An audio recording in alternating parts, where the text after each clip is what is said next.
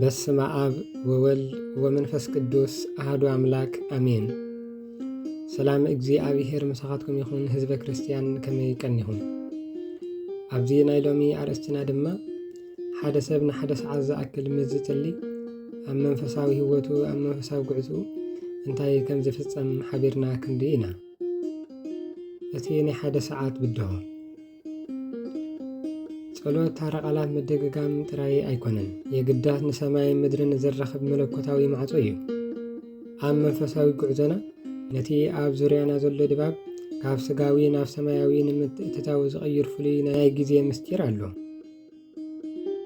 ጎይታናን መድሓኒናን ኢየሱስ ክርስቶስ ኣብታ ኣዝያ ተጨንቕ ሰዓት ኣብ ጌቴሰማኒ ደቀ መዛሙርቱ ምሳይ ንሓደ ሰዓት እኳ ዶ ክትነቕሑ ኣይትኽእሉን ኢኹም በሎም። ወንጌለ ማቴዎስ ምዕራፍ 26:4።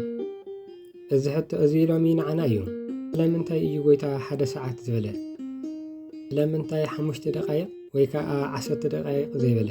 ምኽንያቱ ስጋና ሙሉእ ብምሉእ ክሰዓር መንፈስና ድማ ነቲ ሰማያዊ ድምፂ ክሰምዕ ዝተዳለወ ክኸውንን ዝተወሰነ ግዜ ስለ ዘድልየና እዩ። ሎሚ ብዙሓት ክርስቲያናት ጸሎቶም መልሲ ዘይረኸበ ይመስሎም። እቲ ምስጢር ግን ኣብቲ ጸሎት ዘይኮነስ ኣብቲ ምጽባይ እዩ። መብዛሕትኦም ኣመንቲ ነቲ ሰማያዊ ደረት ክሰግሩ ሒደ ደቓይቕ ጥራይ እናተረፎም ጸሎቶም የቋርጡ። ጸሎትካ ክጅምር ከለኻ ነተን ቀዳሞት ካብ 15 ክሳብ 20 ደቓይቕ ዘለዋ ኣዝየን በዳህቲ እየን። ኣብዚ እዋን እዚ ኩናት ስጋ ዝካየደሉ ግዜ እዩ። ከም ንኣብነት መስእ ንርኢ ፋሕ ዝበሉ ሓሳባት። ጸሎት ክጅምር ከለኻ ዘይተዘከረካ ስራሕ ክዝክር ትጅምር። እገሌ ይድውለለይ ዶ ይኸውን? እቲ ስራሕሲ ከመይ ኮን ይኸውን? ዝብሉ ሓሳባት ይወርኻ። ከም ካልኣይ እውን ድቃስን ምሽልቻውን እዩ። ሃንደበት ክትህወኽ ትጅምር። ድኻም ይስምዓካ፣ ክትድቅስ እውን ትደሊ፣ ወይ ድማ ሰዓት ክትጥምት ትጅምር። ከምቲ ሳልሳይ እንሪኦ እውን ናይ ስጋ ተቃውሞ እዩ። ሕቁኻ ቃንዛ ይገብረልካ፣ ሰብነትካ ይኸብደካ። እዚ ኩሉ ብኣጋጣሚ ዝመጽእ ዘይኮነስ እቲ ኣብ ልዕሊኻ ዘሎ ናይ ጸልማት ሽፋን ትኹረትካ ንምስራቅ ዝገብሮ ቃልሲ እዩ። ሰይጣን ነቲ ቀዳማይ ደርክኺት ክሰግሮ ኣይደልን እዩ። እዚ ደረጃ እዚ ናይ ደገ ኣጸድ ይበሃል። ኣብዚ ሰዓት እዚ ዘድሊ ነገር ጽንዓት እዩ። ስጋኻ ኣቋርጽ እናበለካ ከሎ ንስኻ ግን ብእምነት ጸሎትካ ምቕጻል እዩ።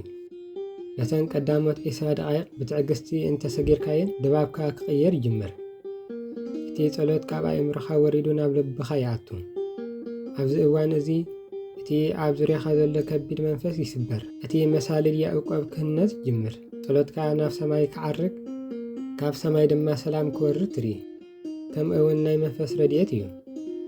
መንፈስ ቅዱስ ቃላት ክህበካ ይጅምር። ካብቲ ልሙድ ሃበኒ ሃበኒ ወፂኻ ናብ ምስጋናን ኣምልኾን ትሰግር። ከምኡ እውን ምስጢራዊ ርክብ እዩ።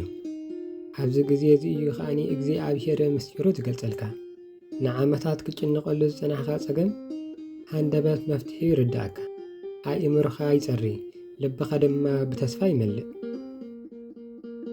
ናብቲ ሙሉእ ሰዓት ክትጽጋዕ ከለኻ ንስኻ ትጽሊ ጥራይ ኣይኮንካን ዘለኻ፣ ንስኻ ኣብቲ መለኮታዊ ዝፋን ኢኻ ዘለኻ።